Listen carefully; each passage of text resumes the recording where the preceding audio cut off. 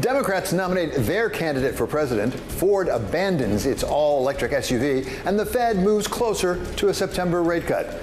This is Bloomberg Wall Street Week. I'm David Weston. This week, Scott Bessent of Key Square Capital on a precarious equilibrium for investors and the economic choice looming in November. The U.S. economy, in my mind, is starting to look like an emerging market economy. And Jennifer Huddleston of the Cato Institute on the path forward for Google. The question is not just what it means for Google, but what it means for consumers.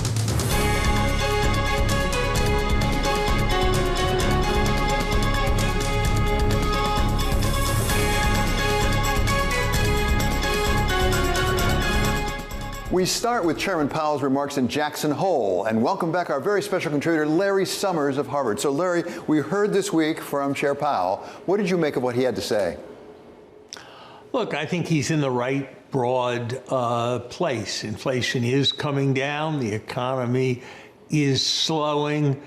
On current facts, absolutely, the next move should be towards monetary policy easing, and that's what he said. And I'm glad he said that.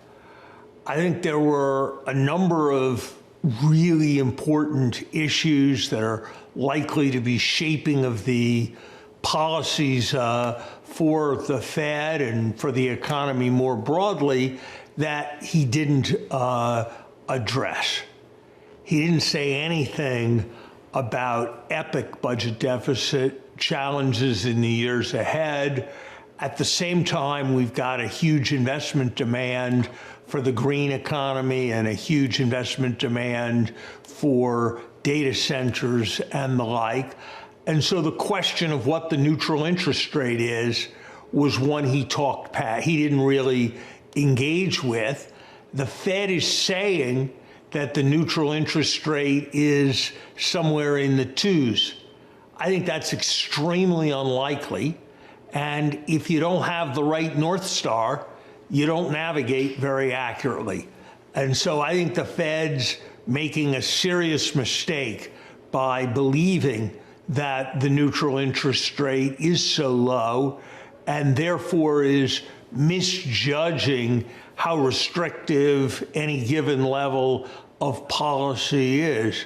So I'd be surprised, quite surprised, if it actually proves possible with sustainability to bring inflation down by nearly as much as the market is expecting, or bring interest rates down by nearly as much as the market is expecting over the next 2 years.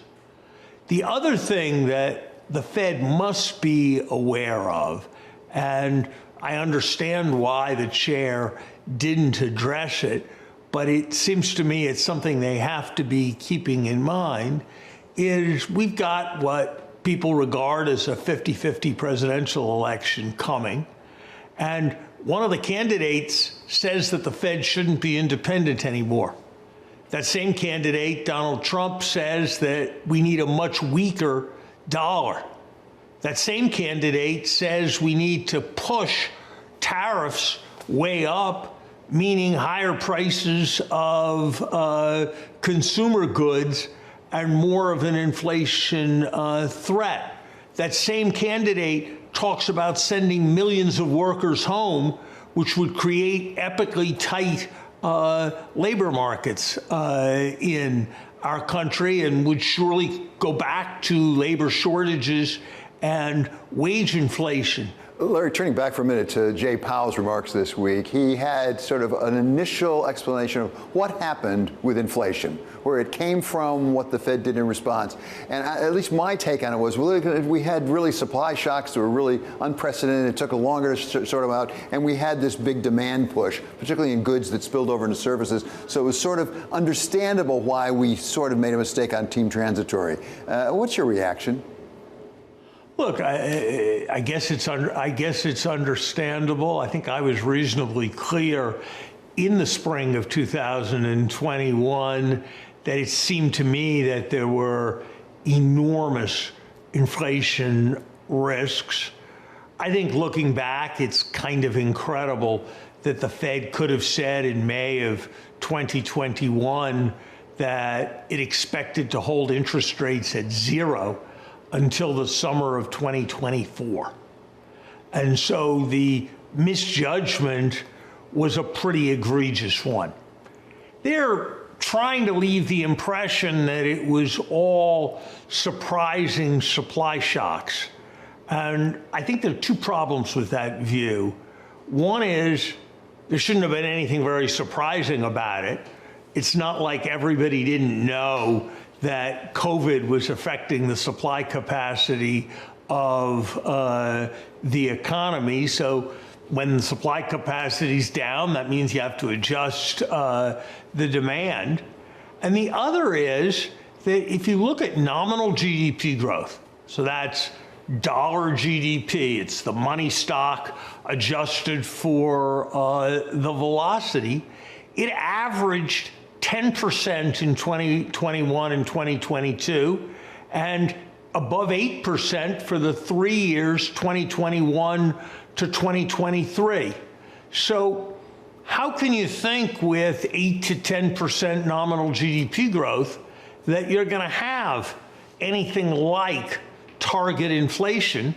And that nominal GDP is just a measure of demand, which is what monetary policy is supposed to be all about. So I think the Fed got it wrong, and in all honesty, I don't think it was I think it was a low point in terms of monetary policy judgment. But, you know, we all make lots of mistakes, and the important thing is when you make a mistake to recognize it and fix it. And I've got to give the Fed credit for the fact that while it wasn't always obvious that this would be the case, they moved strongly enough and vigorously enough to keep expectations anchored. And that's why it now looks more, frankly, than I would have expected, like we're going to get out of this very costly inflation episode without a major recession. Larry, you mentioned the possibility of Donald Trump being elected in November. There is another candidate. As you also said, at this point, it looks like a virtual toss-up between Donald Trump and Kamala Harris. We now are beginning to get some indications from Kamala Harris about what she might do for and to the economy. What do you make of her positions you've heard so far? I have been active in these policy debates on the Democratic side for a long time.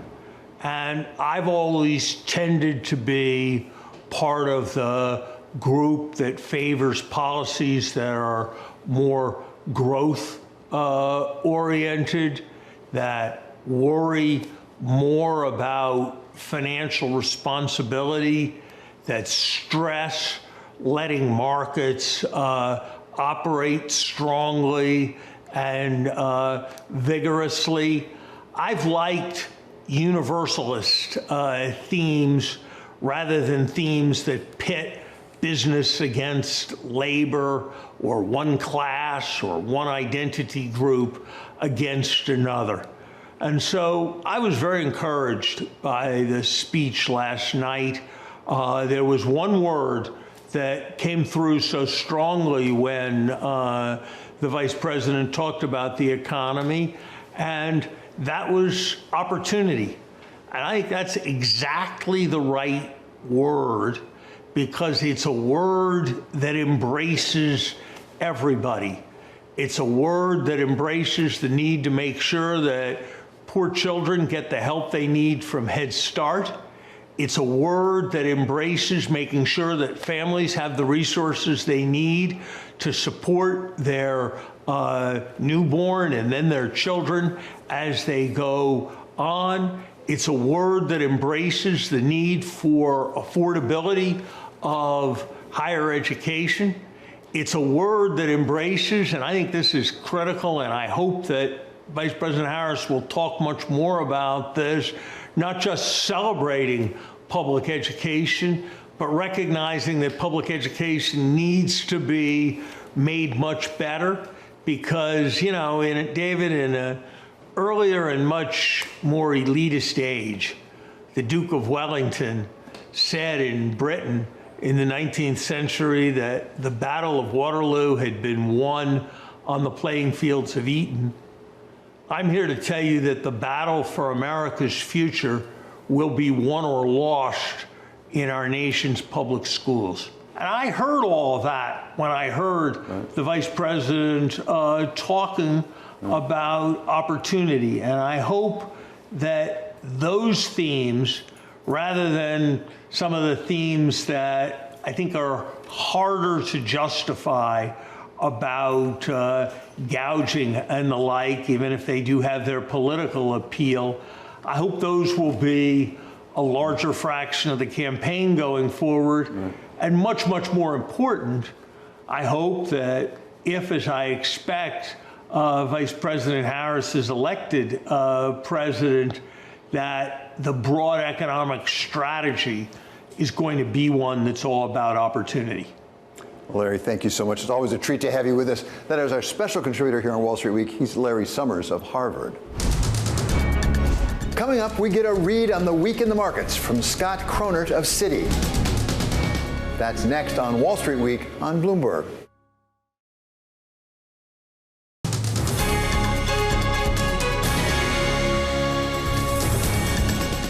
This is Wall Street Week. I'm David Weston. The stock market continued its upward climb this week with one short detour on Thursday as the S&P 500 added another 1.45% to end the week at 5635. That's nicely above the median number for year-end set by our Bloomberg Ls at 5600. The Nasdaq was just behind the S&P, up 1.4% for the week, while the yield on the 10-year was down almost 9 basis points, ending the week at 3.8%. To take us through the markets, we welcome back now Scott Chronert of Citi. Scott, great to have you back with us. We think of you as our equity expert here. So tell me what's going on with these markets. They just seem to go one direction pretty much, and that's up. Should we be getting worried? Yeah. Well, David, great to be here. I'd say the risk-reward from our perspective has gotten more balanced with this rally we've had. Essentially, we went into Q3 with the view that S&P 500 at 5,600 by year-end made some sense. We argued that valuations around 22 times were sustainable. We're now at 23 times. We've argued that earnings growth under the surface for the S&P 500 is in good shape. That came through with Q2 reporting. Bigger picture, you've got three forces at work in equities right now.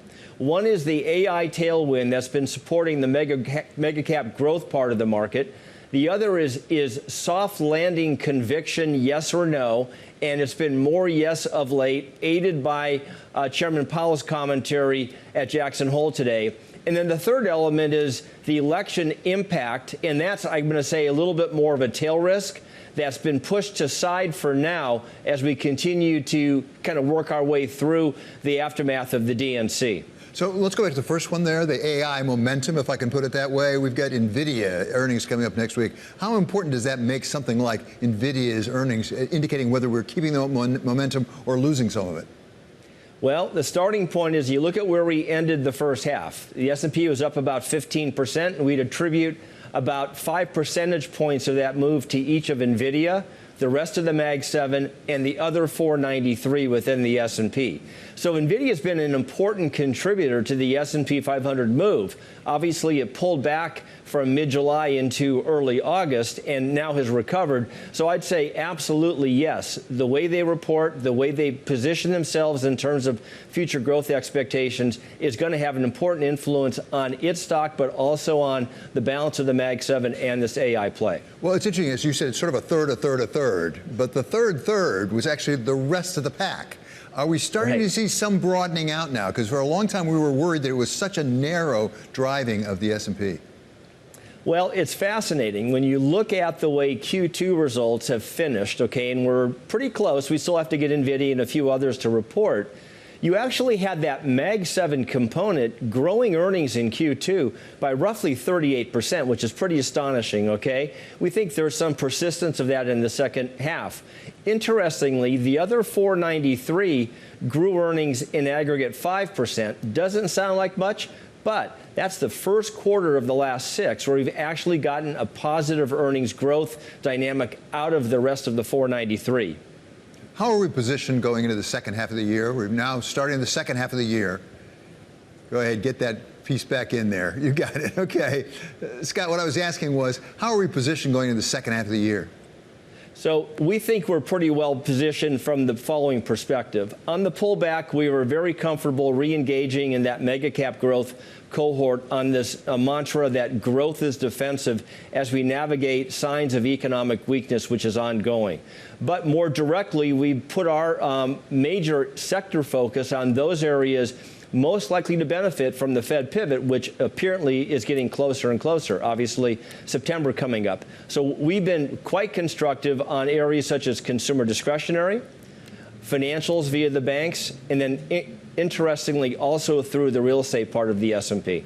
So, Scott, talk about that second factor you talked about, which is the possibility of recession. There was a time that a lot of people, including Larry Summers, were really quite worried about a recession. That seems to be subsiding. Where is Citi at this point? Where are you?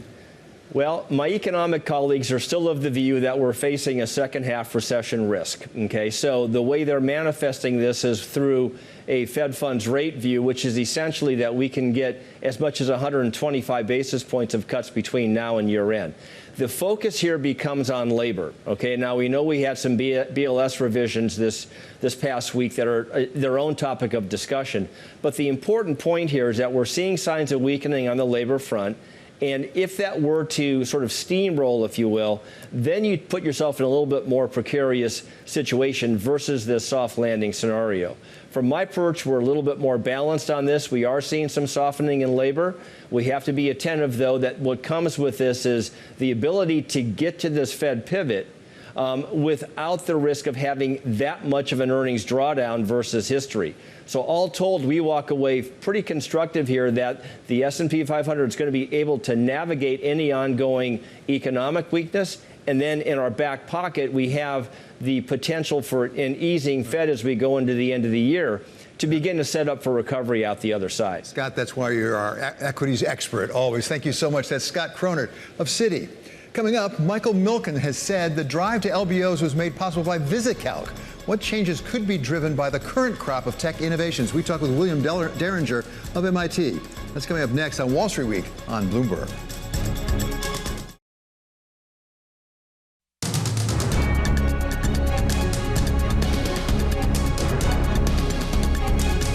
This is Wall Street Week. I'm David Weston. Junk bond king Michael Milken once said that it was the earlier spreadsheet program, VisiCalc, that made possible the LBOs and takeovers of the 1980s. Technology has come a long way from then. Professor William Derringer of MIT has studied what effects this ever-increasing computing power is having on which deals get done and how. We asked him what led to his research.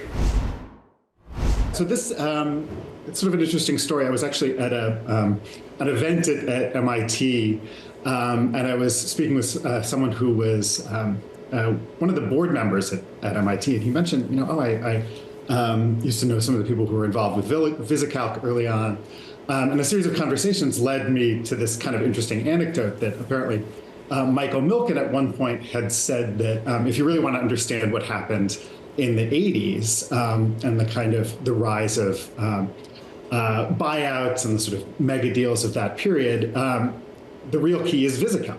So it was spreadsheet software. And so I spent some time trying to kind of track down this anecdote. And I found it mentioned a couple of other places, and it took me on this sort of interesting journey of trying to figure out, well, what would that have actually looked like? So how would spreadsheet software actually have changed things? And what I found was that it's sort of more than just a matter of kind of making calculations easier, but that it really seemed to change the kind of limits of financial thinking and imagination. So things that were pretty hard to do. So modeling an LBO by hand, kind of on paper, was very arduous, very time consuming. And importantly, it was not sort of dynamic. You couldn't kind of tweak one parameter, tweak an interest rate, tweak a projection for revenue growth or something, and then kind of get a new answer. And so what seems to have happened quite quickly, and there are interesting quotations about this from people at the time, was dealmakers realized that you could use spreadsheet software to not only kind of model potential deals, but also to sort of scan the realm of possible deals. So instead of having to just look at one possible deal, you could run similar sorts of scenarios across a kind of wide range of different potential target companies. And I think that in some ways really, we could even say it sort of changed the way in which business was understood from the sort of perspective of Wall Street. From your work, could Mike Milken have done what he did without spreadsheets? I don't think so. I mean, I think that, well, I think there would have been significant limitations. I mean, among the things that's interesting about the Milken story, and this was actually a lot of what my research was interested in, was he was sort of simultaneously, his work was simultaneously very technologically innovative, and at the same time sort of very personality driven. But there were certain aspects of the kind of Milken machine that was built that was highly technical. I mean, much of it was even down to things like being able to track and sort of catalog the existence, sort of where the market was in high yield bonds, who owned things, who were potential buyers, but then also kind of valuation techniques. There were sort of long-standing methods, of course, for valuing bonds, but with new sort of handheld calculators and then spreadsheets, the ability to kind of analyze and value fixed income instruments became kind of radically easier. Where are we now? How is the current technology changing the nature of deal making and private equity? And let me ask you a very specific question. Do we just not need as many private equity bankers anymore?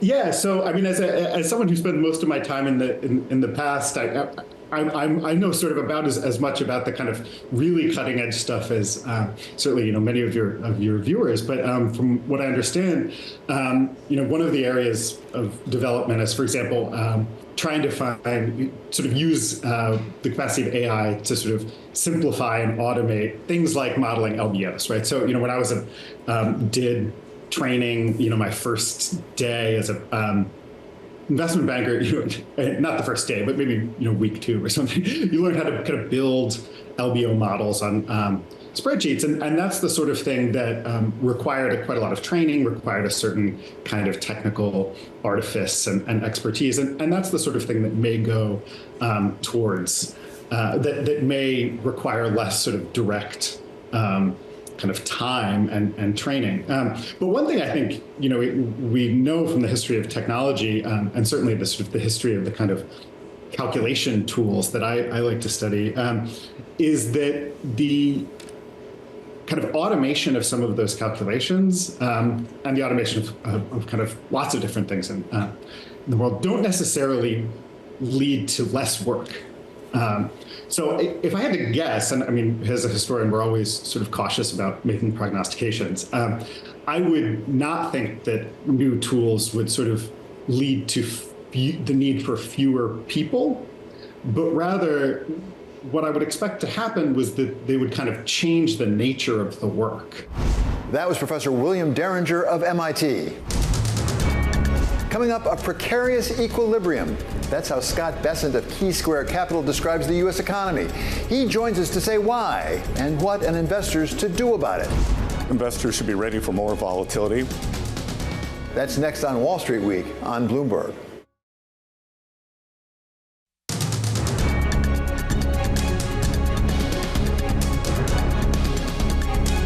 This is Wall Street Week. I'm David Weston. At the end of a week focused on Kamala Harris's plans for the economy and how they differ from Donald Trump's, welcome back now macro investor Scott Bessent, founder and CEO of Key Square Capital. So, Scott, welcome back. Good to have you here. David, always nice to be with you. Before we get to the rival economic theories here, let's talk about where we are in the economy generally. You have a note out right now talking about a precarious equilibrium in the economy. Mm-hmm. What makes that precarious? Well, look, now I've been doing this 35 years now, and the U.S. economy, in my mind, is starting to look like an emerging market economy that, or every kind of emerging market blow up that I've seen in my career.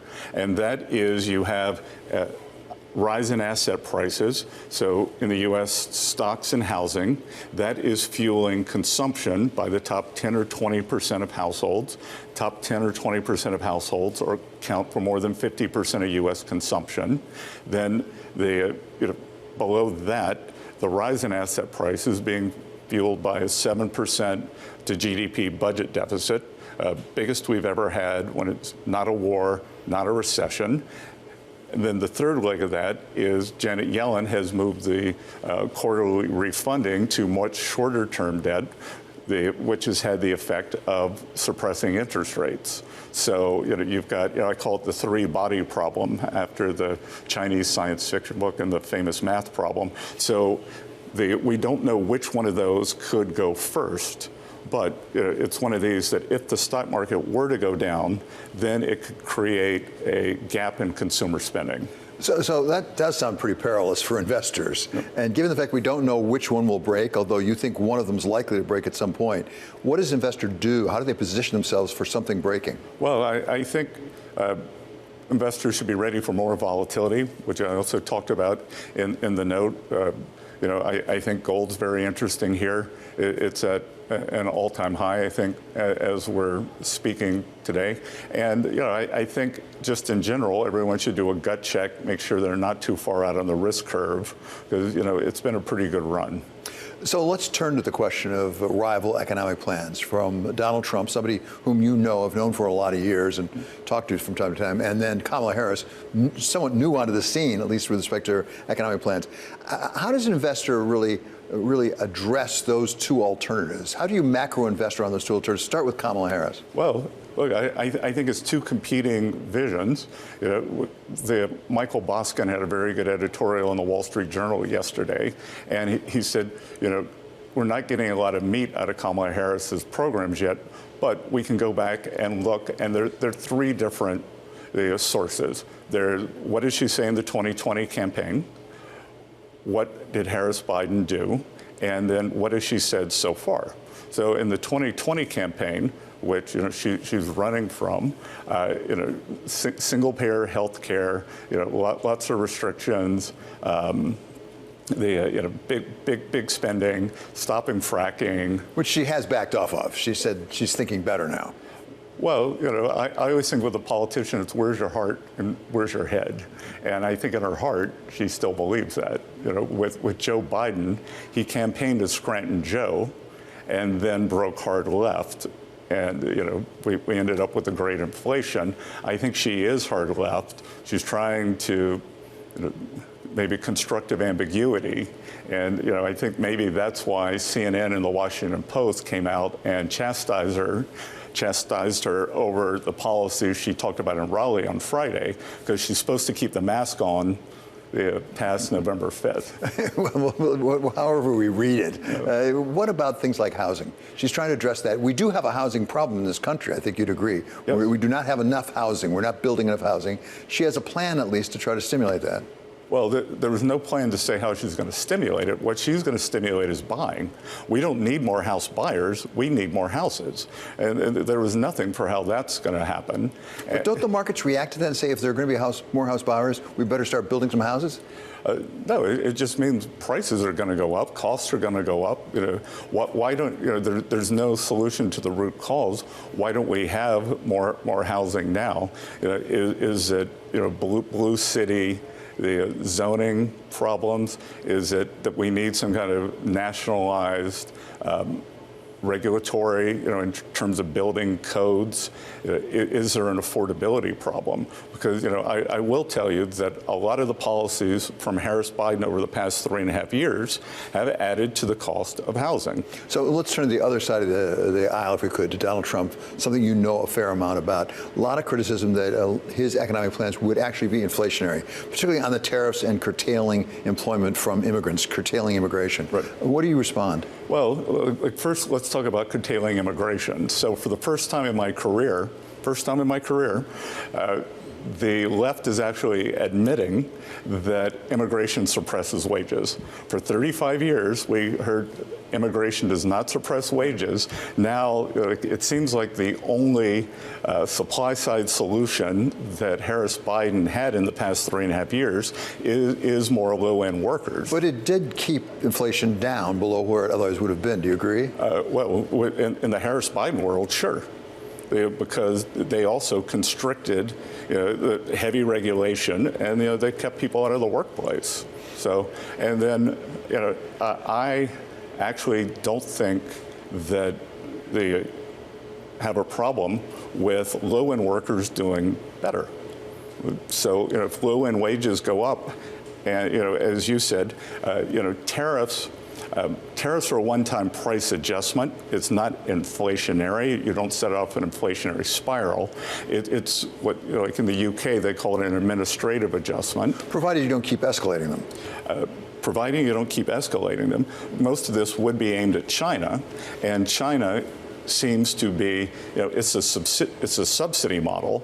So they're just pushing out the, all these products as an employment scheme. These companies aren't making much money. So if you just want to keep the employment going, and I also think, I've been thinking about this a lot. I think that tariffs can, in a way, be regarded as a kind of economic sanction without a sanction. So if you do not like Chinese economic policy, and they are forced labor, cheap financing, flooding the market with overproduction, you could do two things. You could put a sanction on them, or you could put a tariff. You could also do it, the Chinese have been suppressing their currency. So it's also an answer to currency manipulation.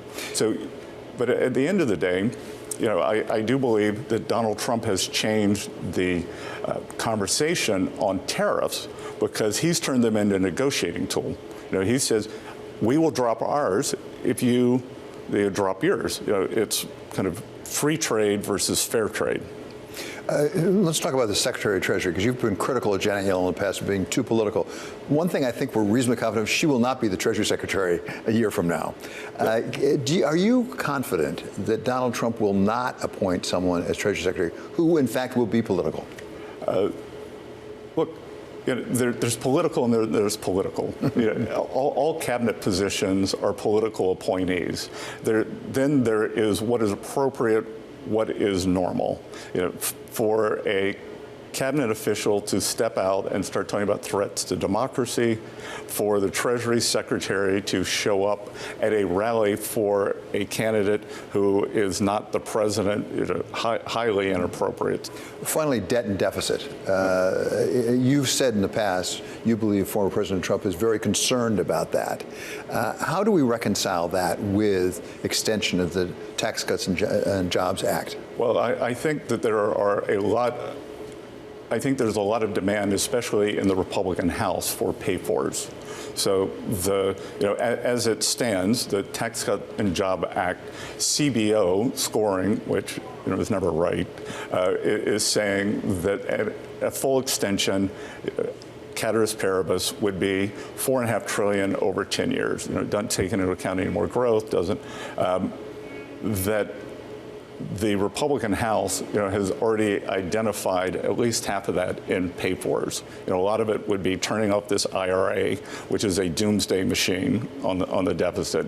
It was originally scored at a plus 50 billion, and it's if it's allowed to continue to its final denouement would probably be over $4.5 trillion.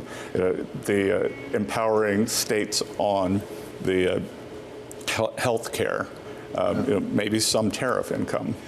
So why don't we hear from former President Trump what you just said, which is, I will not have an extension of the TCJA unless we have pay-fors? That might reassure the markets to some extent if we were confident of that. Well, there might be some of his advisors who are advising him to say that.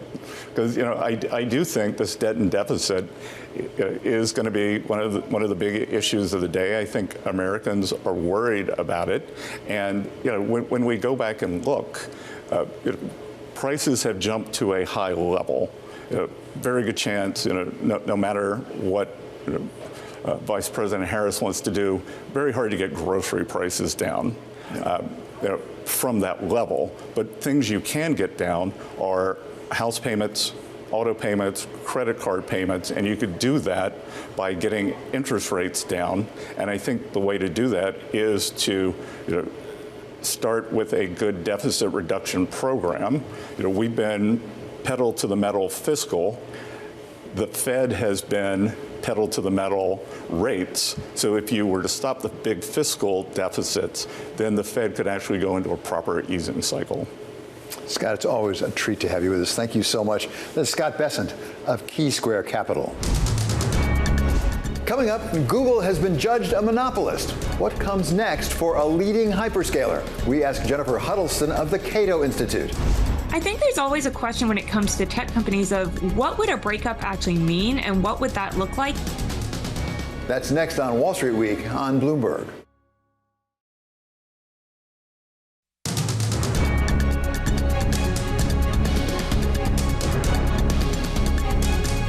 This is Wall Street Week. I'm David Weston. A federal district court has ruled that Google is a monopolist when it comes to search, and this fall will decide what to do about it. To explain what's at stake and what to look for next, welcome back now Jennifer Huddleston, Cato Institute's Senior Fellow in Technology Policy.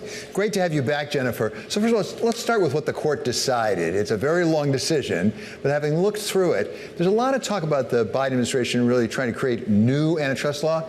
Is this new law or established law being applied to Google?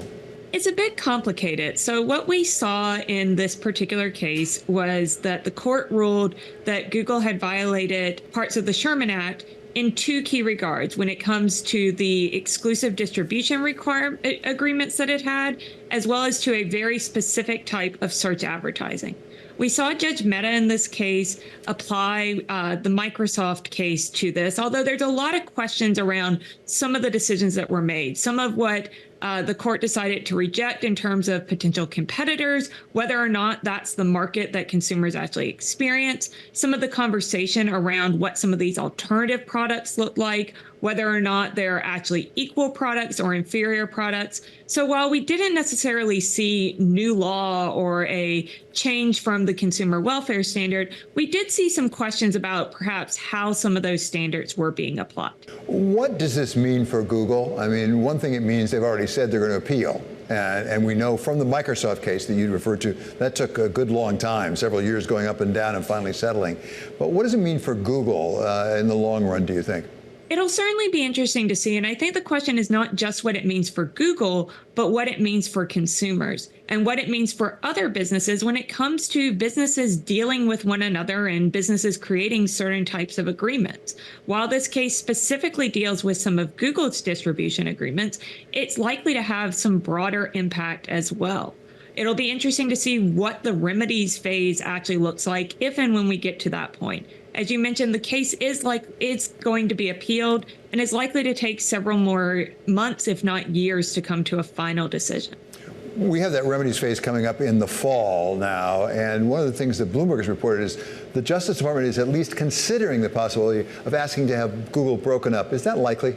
I think there's always a question when it comes to tech companies of what would a breakup actually mean and what would that look like? And is that something that's even truly possible in many cases? Oftentimes, consumers like the fact that their products are able to be integrated with one another. That's one of the things that consumers are looking for. We often see actually requests for more interoperability, not less. Let's talk specifically about if they don't break up Google, what the possible behavioral remedies could be. And particularly, you mentioned the restrictive agreements that at least the judge found were restrictive with respect to Google paying Apple and others to have their search engine embedded as the default. Is there any pro-competitive justification for doing that? Wasn't that something that was pretty nakedly a way of really deterring other competitors? We've seen default agreements reached in multiple cases, and the judge did continue to uphold Trinco and say there is no duty to deal. So it is important to recognize that there is a possibility to see these agreements continue in some way. The question is, was Google acting as a monopolist and abusing its ability to get these agreements? And this really is also going to come down to that question of, are the alternative search engines inferior products? If there's no price that Apple would pay to set Bing as its default, is it fair to say that they can't have Google as their default? What does that mean for consumers? Are we expecting consumers to get the inferior product when what companies are trying to do is provide their consumers, whether it's a smartphone company or a web browser, the product that they actually want? When we look to Europe, where they changed the way that defaults could be done, and when you get a new phone out of the box or go to a new web browser, there's not necessarily a default search engine. We see that consumers overwhelmingly still choose Google because it's the search engine that they want right now, and it's the search engine that is bringing them the kind of results they expect. Let me play devil's advocate here, actually, in reading this decision, because I hear what you're saying, and there are findings that, in fact, Google is just a better search engine. But if that's true, why were they paying all that money? I mean, Google's a pretty smart company. They're not going to pay billions of dollars for nothing. And if they really are just a better search engine, they didn't have to pay any money. They would have been the default by default. There continues to be a wide array of business decisions that go into these kind of complicated agreements. What we really need to be looking at is this a case where we see consumers being harmed? Is this a case where we see a company abusing its monopolist behavior? And if not, then we should really focus on the fact that just because a company is large and just because a company is successful doesn't mean that it can't engage in standard business practices that we would allow other companies to do as well. This Google case was brought under President Biden and his administration by the Justice Department. We do have an election coming up, you may have noticed, in November, and we will have a different president. It will either be Kamala Harris on the one hand, or it will be Donald Trump at this point. Do we have any sense of what competition policy might look like under either of their regimes? When we look at the previous Trump administration, they were highly critical of several of America's leading tech companies. In fact, many of the antitrust cases started during the Trump administration, or the investigations at least started during the Trump administration. Similarly, we've seen the Biden administration continue to be critical of big companies in general and really try and push this more European style antitrust approach. So I think regardless of who wins in November, we're likely to see continued scrutiny of large companies. And the question should be, is that good for consumers and is that good for innovation? Beyond the question of how much a consumer pays, because there are problems with network effects and things, is there an issue that we're not getting to see other competitors? They just never make it into the game at all. That's one of the claims, I believe, that was made in the Google case, that people just couldn't get into it. There may be a better, more innovative search product out there. We just never get to see it.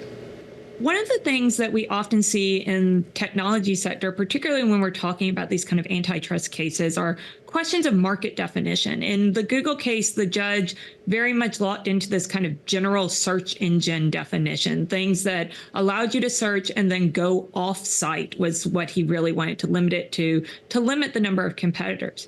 But if we look at trends, particularly amongst younger users, Gen Z and Gen Alpha that's starting to access the internet, they're really looking at video forward often. They're going to TikTok or they're going to Google's YouTube to do their searches, or they're doing much more specialized searches where they're not necessarily using those general search engine. That's something that's kind of changed with all users. And the judge in this case kind of pushed that aside to really only focus on general search engines. He said that couldn't be considered competition because you couldn't go off-site. But the question is that really the consumer experience? And this is also where AI comes up. Is AI going to be so revolutionary that this completely changes the way that we view what it means to conduct search? Is looking at a general search engine in a few years going to be the same as talking about video rental stores as streaming is coming about? Jennifer, always great to have you on these antitrust questions. Thank you so much. That's Jennifer Huddleston of the Cato Institute. Coming up, violating Warren Buffett's 2 rules of investing with or without a QR code. That's next on Wall Street Week on Bloomberg.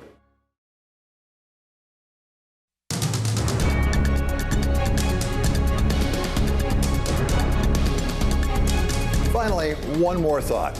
Rule number 1, never lose money. Rule number 2, never forget rule number 1. So says Warren Buffett. Unfortunately, too many of us appear to forget both of Buffett's rules too often. Just this week, Ford lost $1.9 billion on its all-electric 3-row SUV when it concluded there wasn't enough consumer interest to make it work. I talked to Ford CEO Jim Farley, and he said the new mantra is that any new electric vehicle must be profitable within its first year on the market. If they can't do that, it won't be approved. That's why they canceled this electric 3-row SUV. Others are losing money for less auspicious reasons. Former Representative George Santos lost $374,000 this week when he agreed to pay restitution after pleading guilty to charges of wire fraud and identity theft. And if that weren't enough, he'll likely have to do some jail time as well. It's clear to me now that I allowed ambition to cloud my judgment, leading me to make decisions that were unethical. And pleading guilty is a step I never imagined I'd take. But it is a necessary one because it is the right thing to do. Carl Icahn is losing $2 million in fines he owes to the SEC for not disclosing enough about margin loans. But all that's a drop in the bucket of the $19 billion in net worth he's lost in the last 15 months. Both Icahn and IEP have agreed to pay $1.5 million and $500,000 in civil penalties to settle these charges without admitting or denying the findings. Very interestingly, these go through December of 2018 to the present, and this was 51 to 82% of IEP's outstanding securities as collateral pledged to secure margin loans worth billions. Many of us find ways to lose money that don't involve getting crosswise of the law. Buying lottery tickets, for example. State lotteries took in over $100 billion last year, which is good for the states, but not necessarily for those buying the tickets.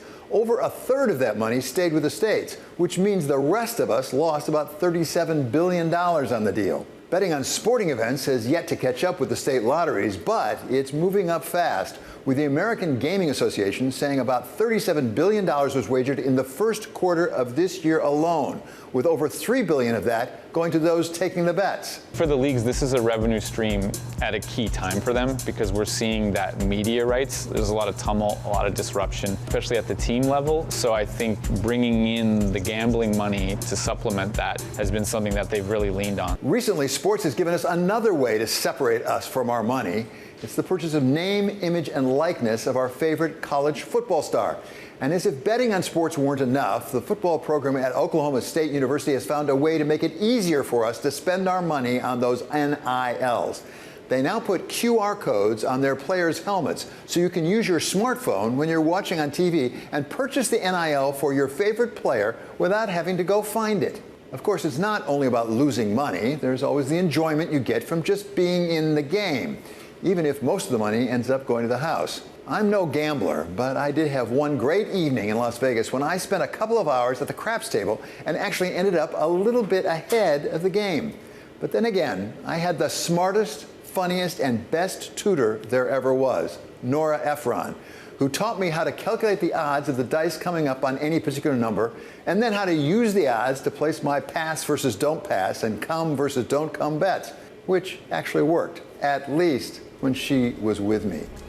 That does it for this episode of Wall Street Week. I'm David Weston. This is Bloomberg. See you next week.